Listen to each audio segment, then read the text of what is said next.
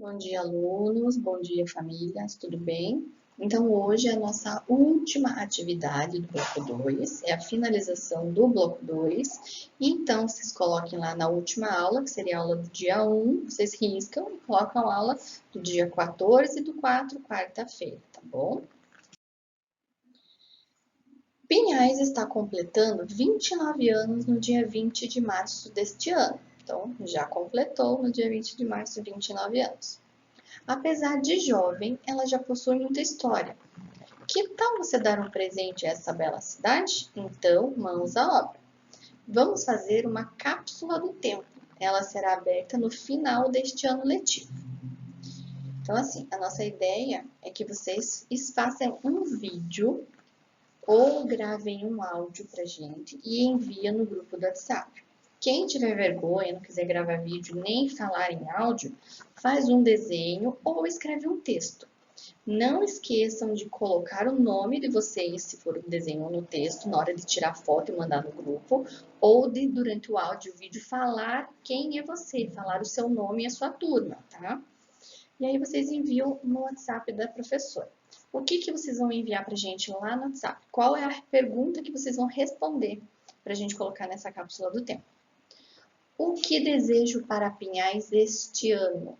Então, vocês vão pensar o que vocês desejam para a cidade de Pinhais nesse ano e vão fazer para a gente essa resposta em forma de vídeo, de áudio ou de desenho em texto para a gente colocar na nossa cápsula do tempo.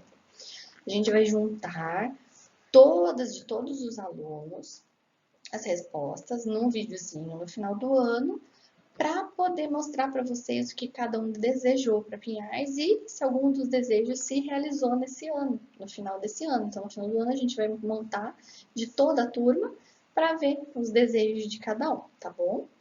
E aqui, ó, já falei, ó, nós iremos reunir todas as atividades em um vídeo para abrirmos juntos no final do ano, para ficar bem legal, tá bom? É a finalização desse bloco, essa atividade, tá bom?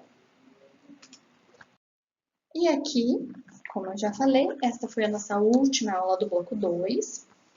Amanhã, quinta-feira, dia 15, nós estaremos lá na escola esperando vocês para entregar o bloco 3 atividades, tá? As próximas atividades para vocês.